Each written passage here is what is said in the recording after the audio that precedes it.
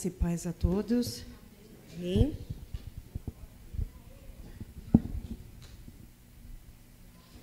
Bem, o tema de hoje vai ser a ascensão.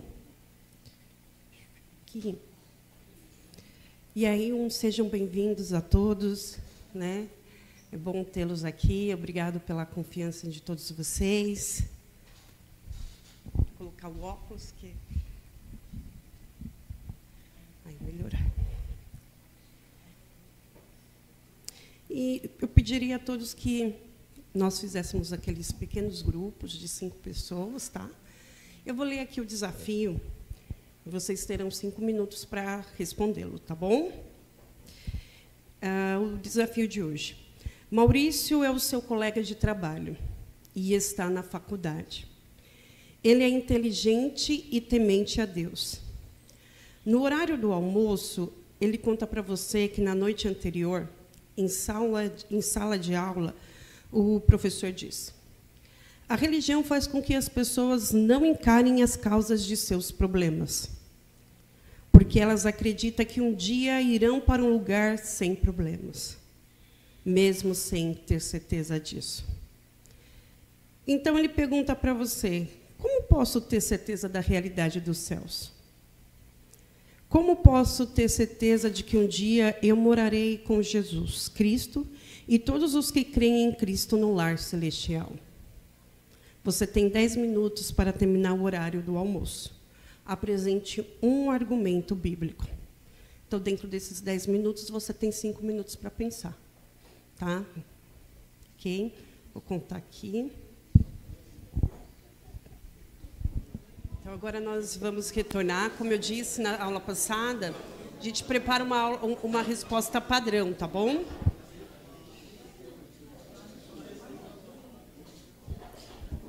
Uma resposta padrão, um argumento, né? No Evangelho de 2 Lucas, no capítulo 24, versículos 50 ao 53, relata que Jesus foi elevado ao céu diante de seus discípulos. A ascensão de Jesus é a certeza que temos sobre a realidade celestial e de que um dia, como ele foi elevado aos céus, assim acontecerá com todos os que creem no seu nome, inclusive eu e você. Amém? Tudo gerou um pouco em cima disso, né? Outros textos, mas essa basicamente foi a resposta. Então, hoje nós temos alguns objetivos, né? Que é compreender e crer.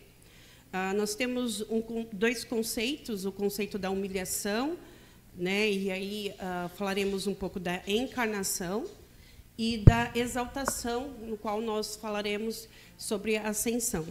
E aí nós teremos uma exposição sobre Lucas, do capítulo 9 ao versículo 51 a 56, tá bom? Então, primeiro vamos falar um pouco sobre a obra de Cristo. A obra de Cristo consiste em revelar o Pai, a humanidade, estabelecer o reino de Deus na terra e reconciliar os homens a Deus. Eu trouxe esse conceito, pelo menos, para a gente ter uma ideia, né? Porque a gente vai falar sobre a obra de Cristo. E Cristo ele foi enviado pelo Pai à Terra para fazer isso, para revelar o Pai à humanidade, o que ele já disse tantas vezes, e fica tão claro em João, né? Capítulo 15, capítulo 14, quem vê a mim, vê ao Pai. Então, perguntou Felipe, mostra-nos o Pai. Né? E Cristo Jesus responde: eu estive tanto tempo convosco que vocês ainda não têm me visto. Estabelecer o reino de Deus na terra, né? O anúncio de João, né? Arrependei-vos, porque o reino de Deus é chegado a vós. Jesus também veio estabelecer o reino, né? Ele expulsou o demônio, trazendo libertação, curou enfermos, anunciou o evangelho, fez maravilhas, né? Com ele veio o reino de Deus, né? Onde está o reino de Deus? O reino de Deus estava com Cristo Jesus, estabelecendo ali o padrão do governo celestial e reconciliar os homens a Deus, que isso ele fez na sua obra ali na cruz, ressurreição, ok? Na morte e sua ressurreição. E a obra de Cristo ele tem 2 estágios, né? Pelo menos quando a gente vai estudar a obra de Cristo, uma das formas de você estudar é você dividir a obra de Cristo em 2 estágios básicos, né? Que seria o primeiro a sua humilhação e depois a exaltação, né? Então, conforme Erickson, na sua teologia sistemática, ele diz que cada estágio, por sua vez, consiste em uma série de passos. Primeiro, Cristo deu uma série de passos ao deixar a sua glória, e depois outra série de passos de volta à glória anterior, indo inclusive além dela. Então, aqui ele consegue marcar os dois estágios. Primeiro, Deus, na sua glória, se torna homem, se faz carne. E, posteriormente, em carne, ele é exaltado acima da glória que ele tinha antes, né? O corpo glorificado. Então, primeiro, esse conceito humilhação, né? O primeiro estágio, né, em que Cristo deu uma série de passos ao deixar sua glória, né? Nós temos aí o texto de Filipenses 2, do 6 ao 11, né, que vai falar desse estágio, mas a gente gostaria de abordar de outra forma. A gente gostaria de falar, por exemplo, da sua nesses pontos, né, o que consistiu essa humilhação, até segundo Erickson, essa encarnação do Deus Filho, né? Ele precisou fazer uma renúncia muito grande, né? Podemos falar de uma renúncia divina, porque lá no céu ele desfrutava do quê? De uma posição celestial. Ele tinha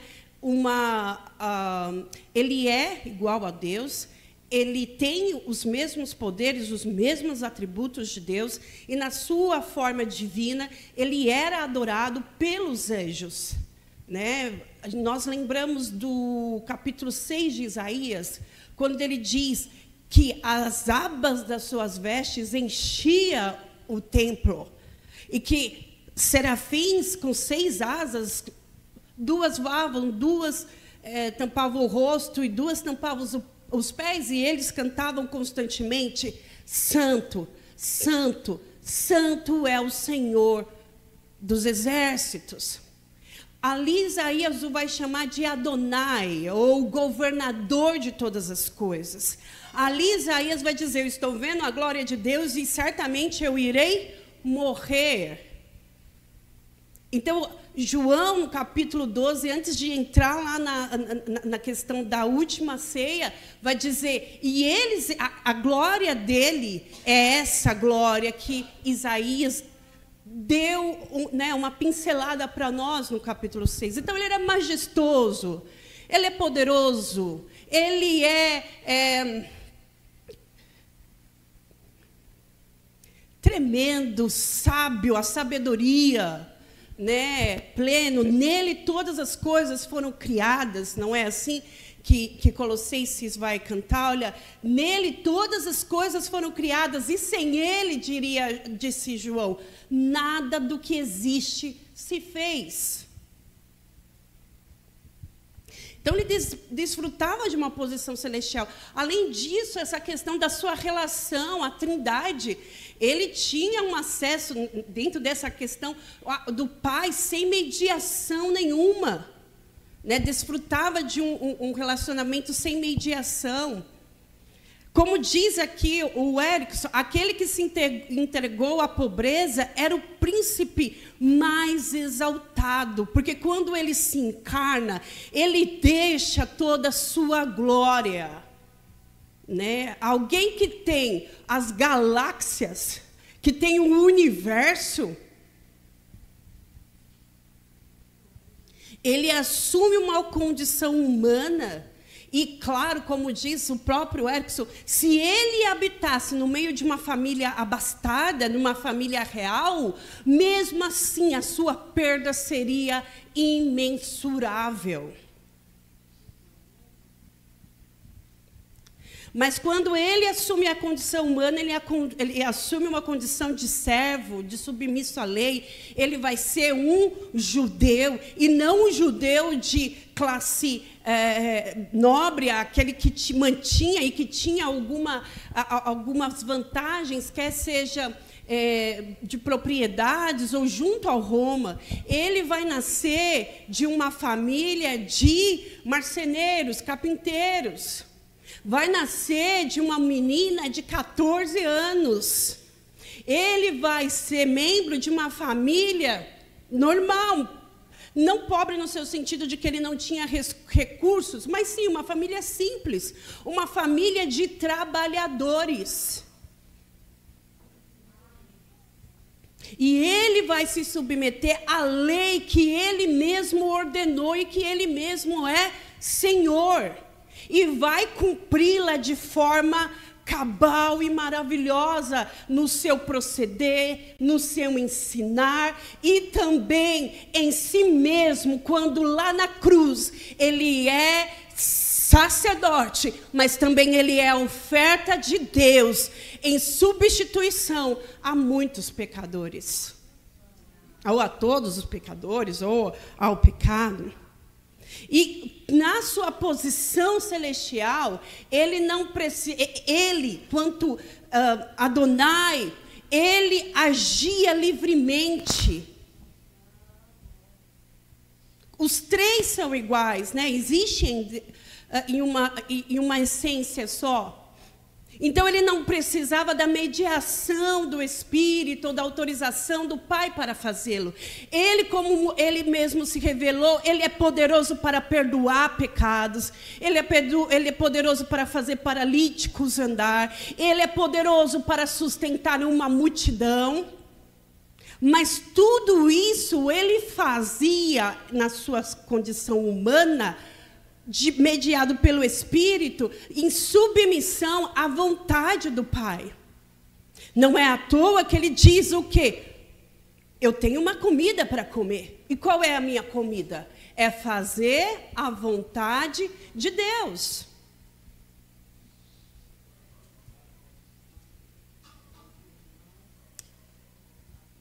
Na sua humilhação, ele se encarna, como está escrito em João 1,14.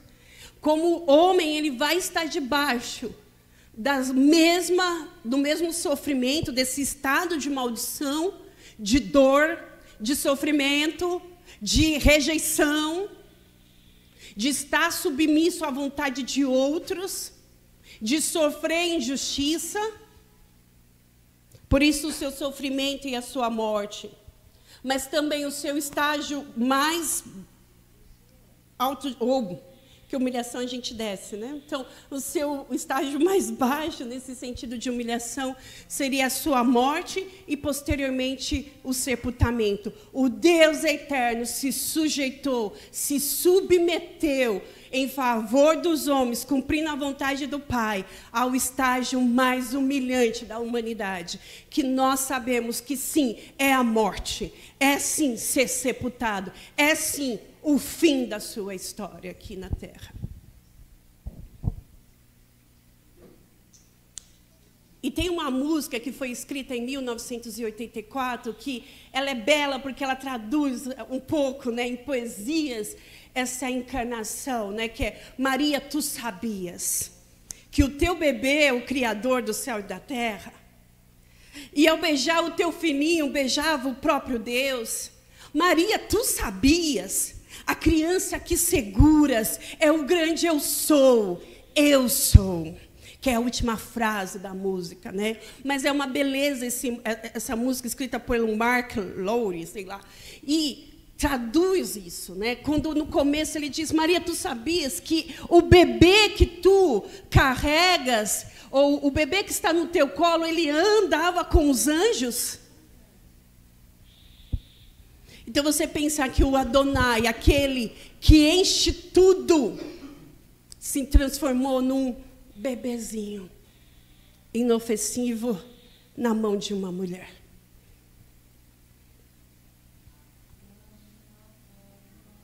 Exatamente. Aclame ao Senhor toda a terra.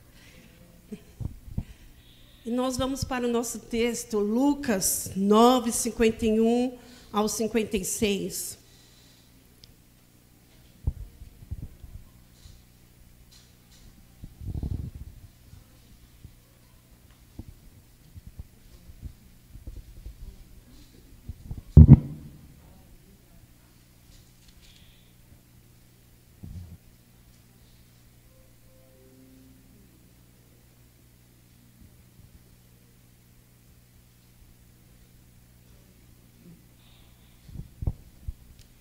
e diz assim: aproximando-se os dias da sua ascensão, Jesus manteve no semblante a firme resolução de ir para Jerusalém e enviou mensageiros diante de sua face.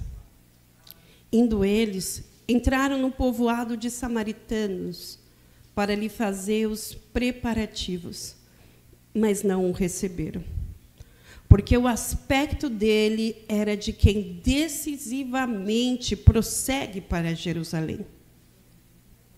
Porém, vendo isto, os discípulos, Tiago e João, perguntaram: Senhor, queres que mandemos descer fogo do céu para consumi-los?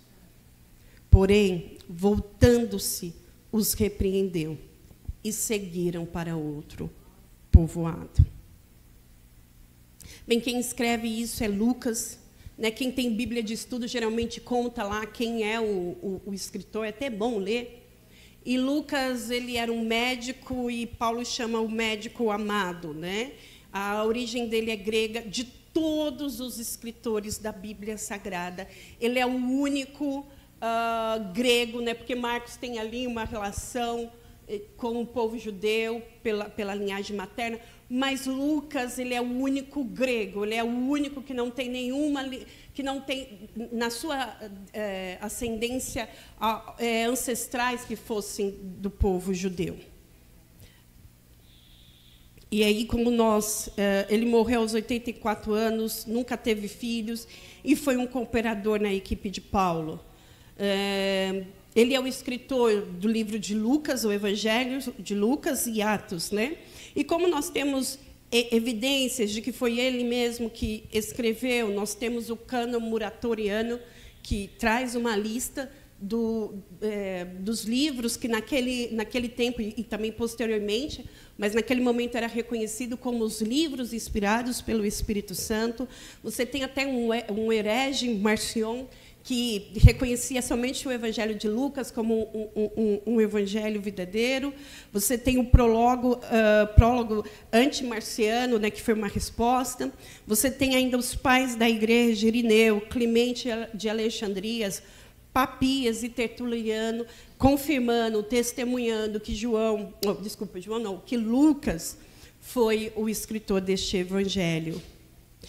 E para quem ele escreveu? Ele escreveu para Teófilo, o excelentíssimo, que provavelmente custeou o custo da escrita desse livro, e também os gentios. Foi escrito ali perto da morte de Pedro, nos anos 60, 63 depois de Cristo. Por que se sabem isso? Provavelmente porque ele não registra o fato ou da libertação ou da morte de Paulo, quando estava na prisão, em Roma. E provavelmente escreveu ali na Ásia, em Acaia. E quais foram as fontes dele? Nós falamos na aula passada de fontes. Marcos, a fonte, alguns sugerem a fonte Cal, e a própria fonte dele, porque ele foi um pesquisador, e essa pesquisa foi baseada em testemunhas oculares, tanto os apóstolos que andaram com Cristo Jesus, como também outras pessoas, né? Ele precisava verificar se esta mensagem que havia sido anunciada era realmente uma mensagem verdadeira, verídica. Então, tudo o que ele escreveu foi baseado em uma pesquisa. Portanto, com aceitabilidade, né?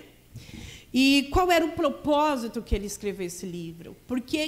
Com qual propósito? É claro, anunciar a veracidade a Teófilo, mas também ele mostra que Deus opera o seu propósito de salvação para os homens, judeus e gregos. Ele traz, do seu evangelho, ele traz a questão da salvação, que é, sim, para os judeus, mas que ela alcança também os gentios, as pessoas de outros povos. Até porque ele escreve Atos, e Atos, de certa forma, conta ali o início da igreja, e ali tem gentios, tem cretas, tem romanos, tem gregos, né? Então, o evangelho dele tem esse propósito, até porque tem 2 volumes. Então, portanto, a salvação universal. E quando nós pensamos no Evangelho de Lucas, a gente pode pensar o que Jesus fez antes da sua ressurreição. Ele fez uma pesquisa para falar o que Jesus fez antes da sua ressurreição. E Atos seria o que Jesus faz após a sua ressurreição. Né? Não está no passado, porque a igreja continua. Né? O Pai é glorificado no Filho, na sua igreja, em nossas vidas. Ele tem que ser glorificado em nós. Né? Essa era a oração de Cristo Jesus. E aí a gente pensa um pouquinho do sumário. Por que o sumário é importante? Porque a gente consegue, pelo menos, quando a gente vai estudar um trecho, se localizar. Aonde que está o trecho, a perícope que nós vamos estudar. Isso é o trecho completo, né? Por exemplo, aqui, como é que ele divide, como que está mais ou menos organizado os assuntos no Evangelho de Lucas. Primeiro, ele faz um prefácio, ele faz uma abertura, ele diz para quem vai escrever e por que vai escrever. Depois, ele conta as narrativas da infância de Jesus, ele vai relatar um pouco como foi a gestação, como que ele nasceu. Ele chega até a falar da sua adolescência. Posteriormente, ele vai falar do ministério de João Batista, que vai estar ali no capítulo 3, versículo 1 ao 20. Aí, sim, ele começa a falar como a maioria dos evangelistas estão organizados, o sinótico, o início do ministério de Jesus. Posteriormente, ele vai contar que Jesus vai ali colocar a sua casa, vai residir não mais em Nazaré, mas ele vai para Cafarnaum, do lado do lago, do mar da Galileia.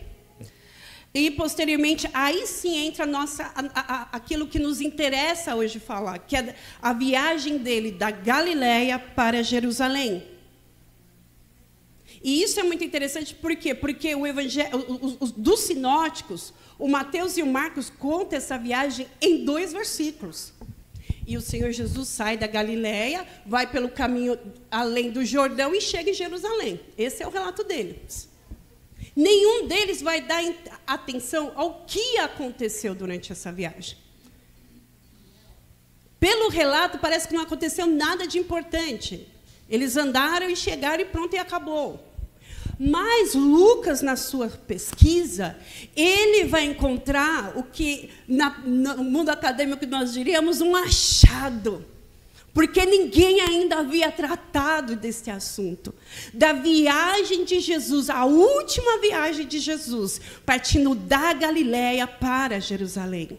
E essa viagem provavelmente daria para fazer em 2 até 3 dias, mas vai ser um pouco alongada, vai ter fatos que ele vai contar. Por isso que vai do capítulo 9, 51 ao 19, 44.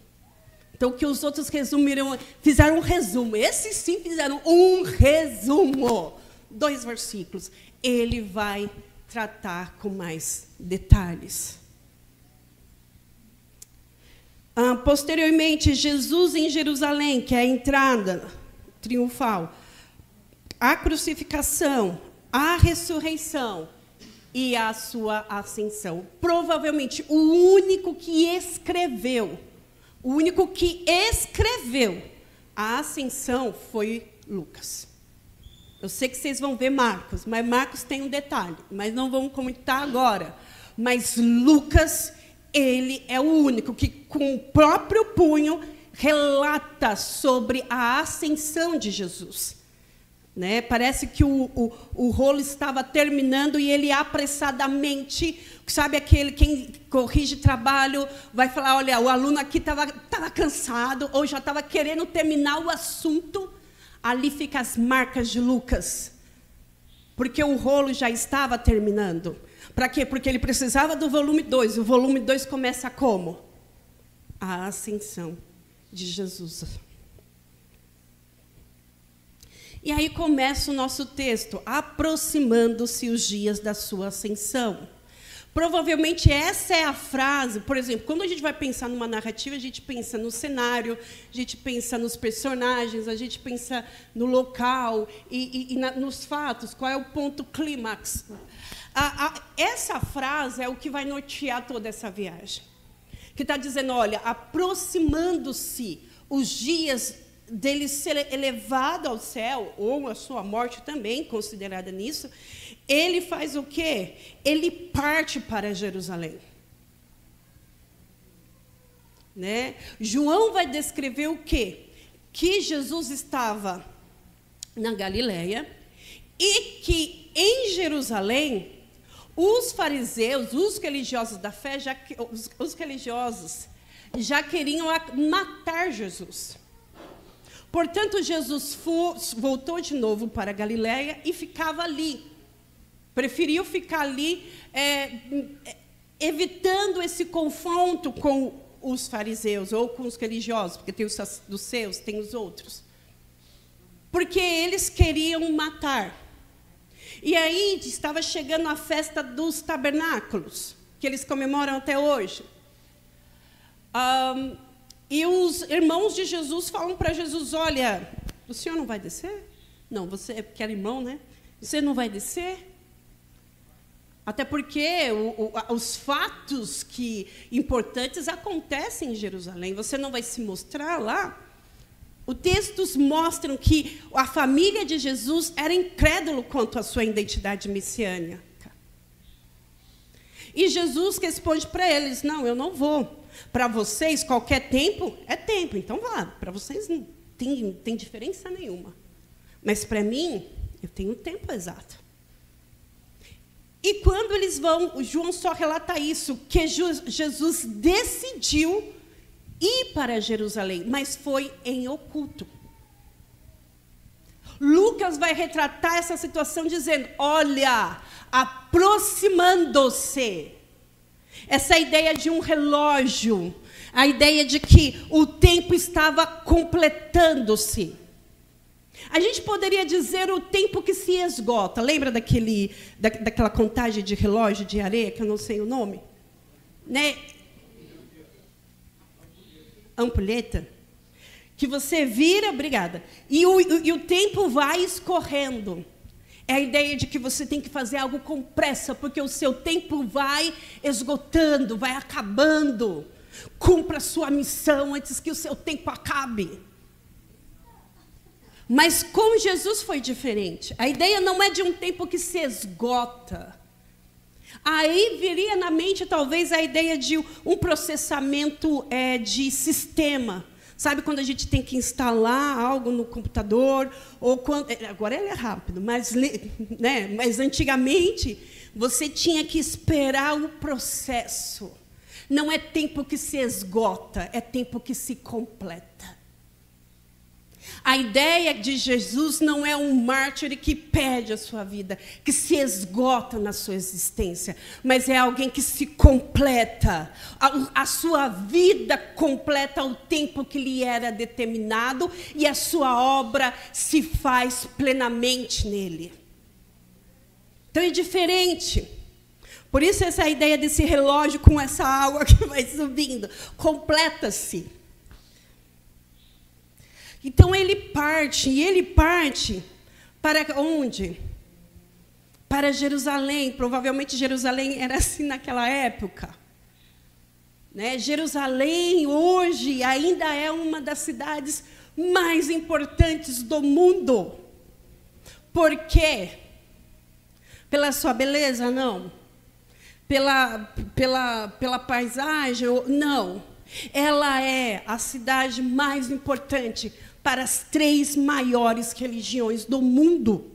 Ela é importante para o cristianismo, ela é importante para o judaísmo e ela é importante para o islamismo.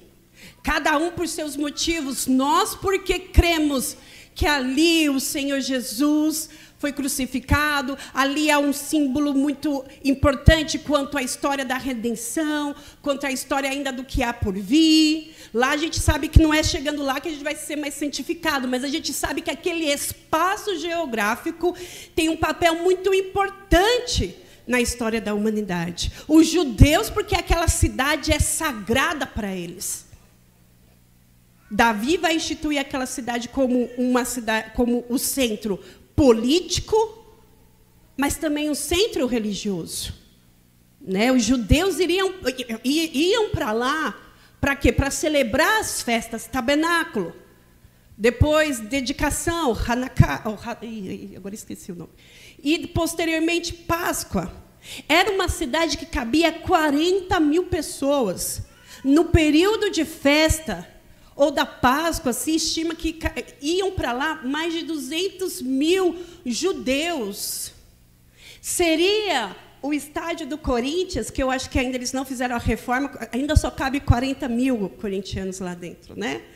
Então, é o sonho do Corinthians, porque eles querem fazer um estádio que caiba 200 mil torcedores lá. Então, de 40 para 200 mil é 5 vezes mais.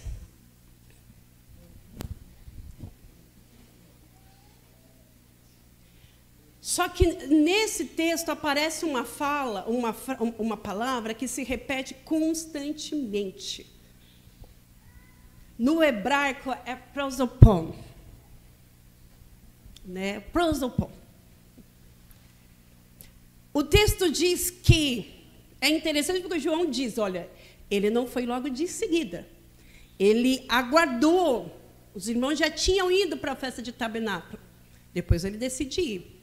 Lucas vai dizer que, aproximando-se os dias da sua ascensão, ele demonstrou no rosto uma resolução, uma firmeza, uma determinação de ir para Jerusalém. E é claro que eu pensei assim, como é que alguém no rosto vai demonstrar resolução para ir para um lugar? Não tem como, eu fiquei imaginando, eu até cantei, queria saber como era o seu rosto, embora eu sinta que era muito lindo, mas em lugar de inspirava a fé, eu falava, as pessoas contemplavam o quê? Resolução, determinação de ir para Jerusalém. É claro que, se a gente pensar na cultura judaica, eles muitas vezes tomam a parte pelo todo. Entendeu? Então, seria como, por exemplo, dizer assim, olha, em outras palavras, Jesus demonstrou um comportamento. Jesus demonstrou atitudes que mostravam que ninguém ia tirar ele do caminho de ir para Jerusalém. Por causa disso, eu lembrei até que o pastor Valdeci já pregou essa palavra, porque eu lembro que ele falou muito da face, né? E aí ele traz um outro aspecto, que seria a questão de como eles também entendem a questão da manifestação da face de Deus. Mas isso não vou trazer nesse momento, vai ficar, né? Mas exatamente a ideia desse prosopon seria o quê? Um comportamento. Mas eu ficava pensando, mas que cara era essa que ele fez? Assim, como é que ele mostrou? E ele segue essa palavra, porel, que é ir, viajar. Vai ser a frase, vai ser uma das outras palavras que mais vai aparecer do texto. Por quê? Lucas quer dizer assim, ó, não dorme não, vem aqui que eu vou te contar. São 10 capítulos que eu vou te contar essa viagem. Mas, por favor, não perca de vista, ele está indo determinado para Jerusalém.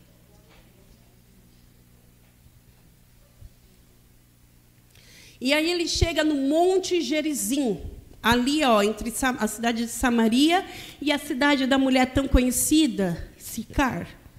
Ele chega no Monte Gerizim, onde estão ali os samaritanos. E os samaritanos, eles não deixam Jesus passar pelo caminho. Você vê que Jesus ele envia os discípulos à frente. Ele vai enviar apostoléu, e aí é um envio de representatividade.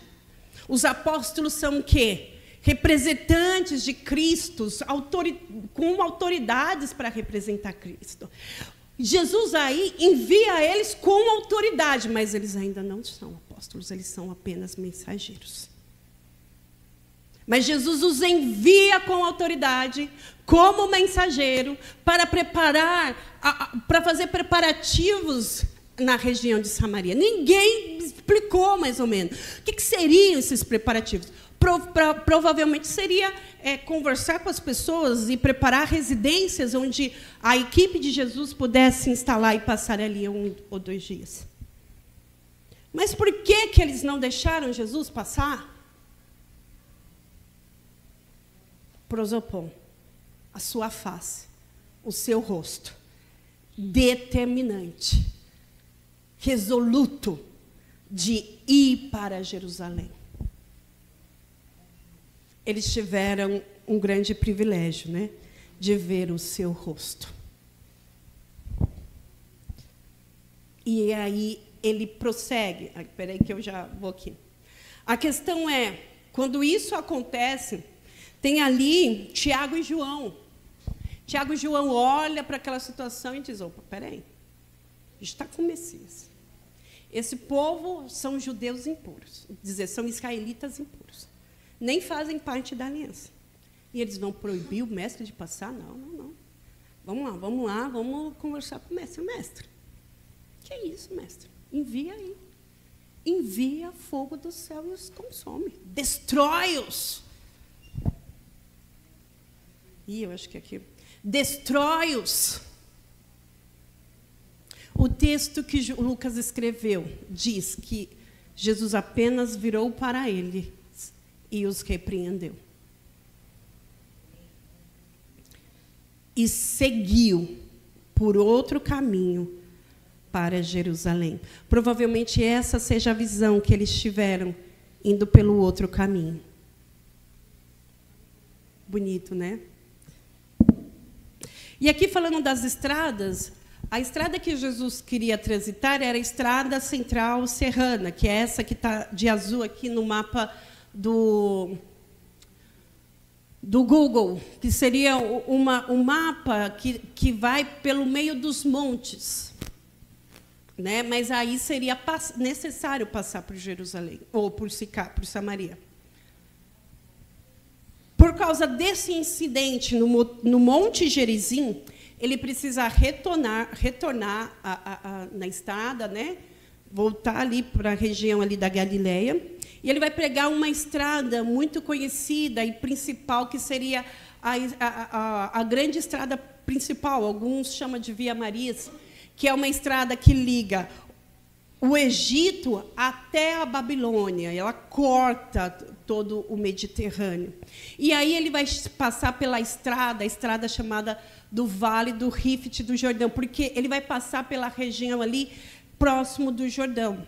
Jesus, ele provavelmente, quando era pequeno, quando cresceu, ele iria muito por essa estrada do traçado vermelho, até o dia em que ele vai para Jerusalém, e quando ele sobe, ele não vai subir por essa estrada, ele vai subir pela estrada que passa pela Samaria, onde ele vai encontrar a mulher samaritana. Ok? E aqui um quadro de Jesus percorrendo a estrada do Vale do Rift.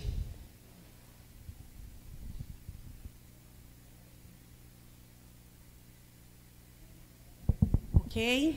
Então, aqui a gente traça aqui a narrativa dessa história. Mas qual é o termo principal que chama a atenção? É o termo ascensão, que no grego seria analepsis, que vem de um termo chamado lambano. Lambano seria o quê? Agarrar, tomar posse. Eles tinham um outro termo, que a língua é muito diferente, né? A forma que nós pensamos a língua é totalmente diferente da que eles pensavam naquela forma, né? Daquela época. A mesma coisa, você vai falar com um japonês, com um coreano, ele pensa a questão da língua, do idioma, totalmente diferente. Né? Cada traçado lá tem um conhecimento, é uma coisa totalmente diferente. Como a gente tem o tempo presente, passado e futuro. Né? Então, se eu falo uma situação no presente, é agora. Passado é porque aconteceu lá atrás, não foi? E futuro é porque ainda vai acontecer. Para eles, não. O que a gente entende como passado poderia ser acontecendo juntamente no presente. Eles não precisavam fazer, eu irei, comerei, tudo, sabe, certinho. Eles podiam, a lógica da linguagem deles era diferente. E eles tinham essas duas palavras. Uma significava agarrar, tomar posse, e a outra receber. Agarrar e tomar posse, é claro que eles entendiam que era um sentido positivo de ação, né? Você está tomando posse, você está agarrando, você está exercendo a ação. E o receber, você está apenas sofrendo a ação, que seria um aspecto negativo da sua compreensão. E só que dessa palavra surgiu outras palavras. Uma delas é analabano, analabano, que seria o quê? Receber acima, como receber a bordo. Né? Tem um texto que Lucas vai falar, nós estávamos esperando analambano Paulo. Né? Estava esperando o quê? Paulo subir. É claro que era em outra conjugação. Mas, né, estava esperando Paulo subir a bordo do barco. Então, você vê que, às vezes, eles pegavam umas palavras de uso comum e davam um sentido bíblico, um sentido de fé, que transformava o sentido daquela palavra. Olha, essa palavra, ela só vai aparecer nos escritos de Lucas. Só Lucas usa. Ele vai usar no Evangelho de Lucas, em Atos, e vai aparecer na carta de Paulo, 1 Timóteo 3,16, mas provavelmente Lucas está lá. Em Marcos também aparece. Agora, a única vez que vai aparecer essa palavra dessa forma, está dando... A única vez que vai aparecer essa palavra analepsis, que não seria a ideia de uma ação, mas seria um substantivo, isso é, você está sendo recebido, você está sendo levantado. Então, recebido, levantado, não é verbo para nós, não é? Recebido, levantado, não é verbo, é substantivo para nós, ok? E lá também, esse analambano se torna o quê? Um substantivo, eles têm essa palavra analepse. E a única vez que essa palavra vai aparecer no texto bíblico é em Lucas 9:51. Então, quando ele foi escrever, quando ele escreveu esse texto, ele sabia o que estava fazendo, porque ele era grego. Os versículos primeiros já demonstravam que ele tinha conhecimento da língua grega. E o termo vai se referir tanto ao seu ponto baixo de humilhação, a morte, quanto também o seu momento de exaltação, que seria o quê? A sua ascensão. Ok? E aonde ele vai trabalhar esse texto? Ele vai trabalhar em Lucas 24, 50, 56, quando ele diz, então os conduziu até as proximidades de Betânia. Enquanto Jesus levantava as mãos, os abençoou. Aconteceu que, enquanto ele abençoava-os, ia se retirando deles, sendo elevado para o céu. Então, eles, adorando-o, voltaram para Jerusalém com grande alegria. E eles estavam constantemente dentro do templo, adorando a Deus. Então, o que acontece? Jesus ele vai para Jerusalém. Ele vai morrer, ele vai ressuscitar, ele não vai ascender ao céu como o Lucas apressadamente relata, parecendo que no mesmo dia, né? Faltava espaço para escrever, então, quando você lê, você não vê ele transitando de que, após a aparição de Jesus, tem um tempo ali até a sua ascensão. Vocês vão ler a sensação que dá que foi no mesmo dia. Não foi. Atos 1 vai dizer que passaram-se 40 dias até que Jesus ascendeu ao céu. E aí a gente vai pensar um pouco a exaltação, que seria aí uma série de passos que Jesus deu para voltar à sua glória. E, inclusive, ir além dela. Ok? Então, agora a gente vai pensar um pouco acerca dessa exaltação. O primeiro passo da exaltação foi o quê? A sua ressurreição. mas o segundo passo foi a ascensão ao céu. O importante é a gente entender que o Deus se faz carne. E a humanidade do Deus Filho é algo permanente. Não mudou. Quando ele subiu ao céu, não mudou. Ele saiu dessa forma de homem. Não. Ele continua tendo a forma de homem. Porque é algo permanente.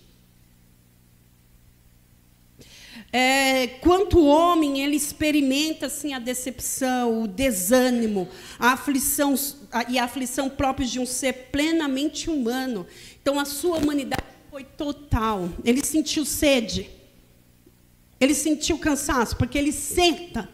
Ele está subindo, chega em Sicá, ele senta junto ao poço, enquanto que os discípulos vão buscar comida. Ele dorme. Ele chora. Quando vê a cena de Lázaro, ele chora. Ele sente compaixão, o seu interior se estremece, como o de um homem quando vê alguém em luto e ele chora por compaixão à dor do outro. Ele se alegra e regozija na festa de casamento de Caná. Mas o ponto fundamental de sua exaltação, sua ressurreição, ascensão, foi o quê? Que ele foi liberto da maldição que lhe havia sido imposta, por sua disposição de assumir o pecado da humanidade.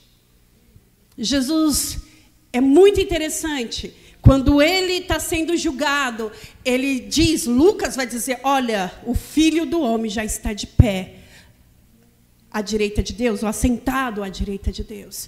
Ele vai confrontar a morte, ele vai confrontar os sofrimentos com uma consciência. O meu fim não é a sepultura. É muito interessante, depois que Jesus recebe a confissão de Pedro, tu és o Cristo. Jesus vai falar 3 vezes, olha, é necessário que o Filho do Homem vá para Jerusalém, seja rejeitado, maltratado pelos líderes religiosos, e entregue aos romanos, e ele seja morto, sepultado, para que no 3º dia ele ressuscite. Ele fala a primeira vez o que Pedro fala, não, senhor, o senhor não. Vai os outros 11 aqui. Tem muita gente para morrer. Tem 11. Para que vai o Senhor? Arreda-te de mim, Satanás. Porque tu não cogita das coisas celestiais, mas sim dos homens. Isso é, Pedro, a sua concepção do Messias está errada. A obra que você pensa que ele veio para executar não é esta. Ele tem uma obra maior. Depois Jesus vai falar a segunda vez. Na segunda vez o pessoal olha e fala, não entendendo nada. Não, vamos. Não pergunta não. Não pergunta. Finge que você não ouviu nada. Não entendi. Você entendeu, Pedro? Não, deixa, vamos. Na 3ª ele está perto para ir para Jerusalém. Antes de subir a Jerusalém, ele está ali em Pérea, na região de Herodes. E Herodes avisa um fariseu, e o fariseu chega em Jesus e fala assim, olha, Herodes está querendo te matar.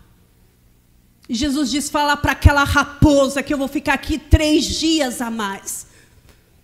Aqui ainda vou ficar 3 dias trabalhando para o meu Deus, trabalhando para o meu Pai. E depois, pode dizer para ele que eu vou embora. Eu vou para Jerusalém, o lugar onde profetas são mortos. Jerusalém, Jerusalém, que mata os profetas. Quantas vezes eu quis te recolher debaixo das minhas asas, como uma galinha aos seus pintinhos. Chora, Jesus, quando se aproxima de Jerusalém. Aleluia. Jerusalém era o lugar onde Jesus sabia que ia ser morto. Ele não vive aquela experiência do mártir. A qualquer hora alguém vai me matar. A qualquer hora a minha vida vai ter um fim. A experiência de Jesus está chegando o tempo de eu dar a minha vida voluntariamente em favor de muitos. Ele é consciente do que vai acontecer. Ele é consciente da traição, do seu grande sofrimento.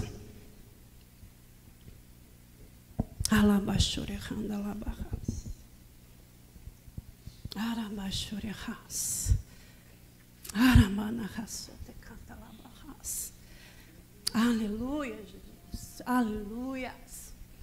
Aleluia. Ele não volta atrás diante do sofrimento. Ele não voltou atrás para que a obra do Pai fosse cumprida. E a obra do Pai está aqui neste lugar. A obra do Pai está aqui em nós. Aleluia. Aleluia.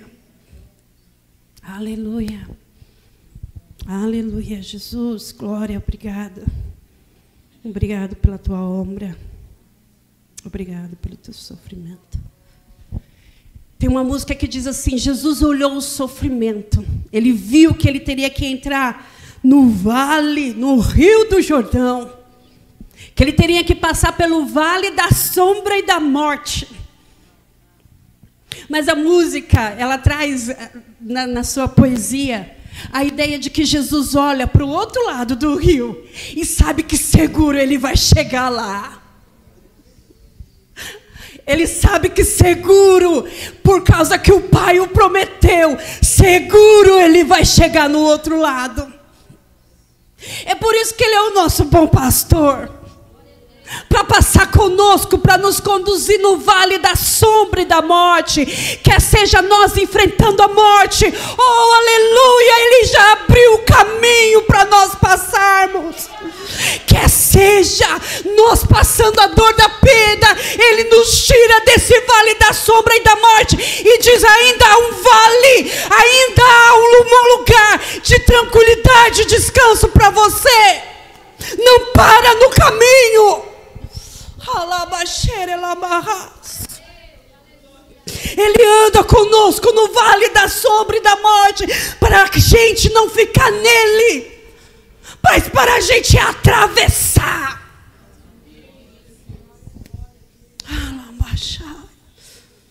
Ele abriu o caminho do Rio Jordão. Ele passou por nós. Ele passou por uma sexta-feira de dor e sofrimento, para que eu e você tivéssemos a esperança de que este rio também nós vamos passar.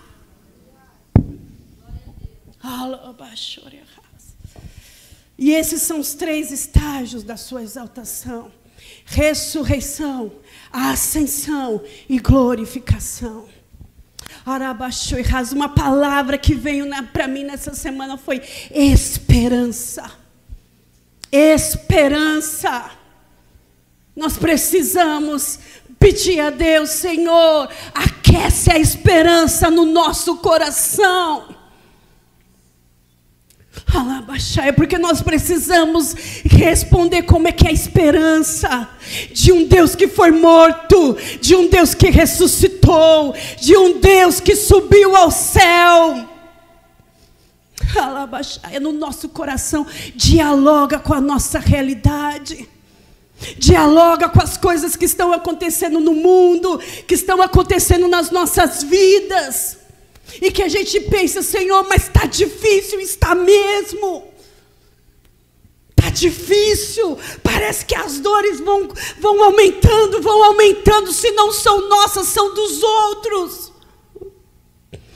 Aleluia. E a gente pensa: é o fim? Não, ainda não é o fim. E nós pensamos: não tem o que fazer. Olha, nós ainda estamos aqui. O Cristo encarnado está em nós. O Cristo está aqui. O Espírito de Deus está em nós. O Espírito de Deus ainda não saiu deste lugar. Oh Deus, obras maiores farão se creres em mim, disse Jesus.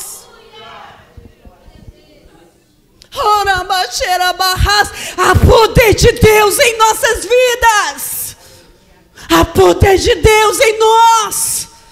Quando nós oramos, nós temos livre acesso à presença do Pai que nos amou, para para levar a Ele as nossas súplicas, mas também não só as nossas, mas de outros. Oh, Arabaxeramanahas. Nós temos o Espírito de Deus. A palavra diz que quando Jesus estava sepultado, Efésios vai dizer que Deus manifestou um grande poder no seu corpo. Aleluia! Ele ressuscitou Lázaro, mas Lázaro saiu com o corpo mortal, saiu com o corpo corruptível. Mas quando Jesus ressuscita, Ele inaugura uma nova fase, porque o seu corpo é revestido de imortalidade. O seu corpo é revestido de poder de Deus, para que eu e você tenha a certeza de que um dia o nosso corpo será revestido de imortalidade. O nosso corpo corruptível,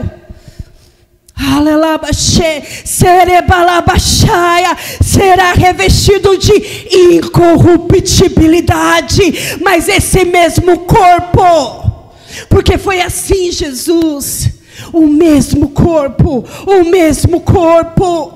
Deus manifesta poder e Ele levanta. Ele pode comer, Ele pode conversar, podem tocar nele, mas a morte nunca mais teve poder sobre ele. Aleluia. Muitos já dormem no Senhor, muitos já estão separados de seus corpos. Os seus corpos estão vendo a corrupção, estão sendo comidos, estão sendo desfazendo. Mas há uma esperança. Primeiro porque eles estão com Deus vivos no céu. Porque Paulo nos assegura que há uma igreja celestial que está unida conosco em Cristo Jesus. A separação minha do meu pai, ela é física, mas espiritualmente nós estamos unidos em Cristo. Mas a palavra nos assegura que esse mesmo poder que se manifestou em Cristo Jesus já se manifestou em nós, porque Ele nos ressuscitou da morte do pecado para a vida eterna.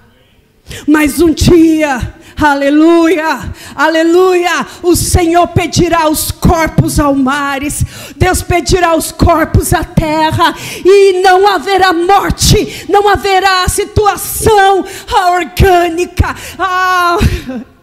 leis da gravidade que vão impedir daqueles corpos serem elevados ao céu, mas não mais corruptíveis, não mais mortais, mas revestidos da graça, do poder, daquilo que Cristo Jesus conquistou para nós. A esperança, meu irmão, a esperança, a dor precisa dar mão à esperança. A esperança, porque Ele vive. Aleluia. E os teólogos dizem, olha, mas onde é o céu? Uma discussão, onde é o céu? Se dizer, ó, ele é acima, mas teve aqueles caras que vão para a lua, que subiu e falou, eu não vi o céu. Eu não vi o céu. Chegou na lua e perguntou, eu não vi o céu. Que os crentes tantos falam. E aí muda essa ideia de aonde está o céu, onde ele está. Nós sabemos, irmãos, que de certa forma Cristo Jesus foi levado ao céu. O seu corpo quebrou a lei da gravidade. Ele não ficou, né, como vai cair, não. Ele foi trazido ao céu. E aí se diz, olha, o céu, então a gente não pode dizer aonde é geograficamente, a gente não pode dizer, é acima do céu. Mas isso não tira a nossa certeza de que a realidade do céu é real. Ela está em algum lugar, fora da nossa dimensão. E a saída ao céu não é apenas uma transição de espaço, como Jesus foi tirado da terra para o céu, mas é uma transformação também espiritual do nosso corpo. Palavra diz, né, cantada, abre, ó, portais eternos. Abre eternas, portas eternas, para que entre o Rei da glória. Claro que quando ele cantava, eles não tinham noção do que eles cantavam. Mas nós, olhando para o passado, a gente sabe que os hebreus ainda não identificaram, nem todos, mas é o Cristo elevado aos céus. É elevado aos céus. E os anjos diziam, quando talvez mais de 500 pessoas, uma coisa é certa, mais de 500 pessoas testemunharam da ressurreição de Jesus. Mais de 500 pessoas viram o Cristo ressurreto. Mas quando ele está ali naquele grupo de pessoas, ele se afasta, levanta as mãos e abençoa, e ele começa a ser elevado ao céu.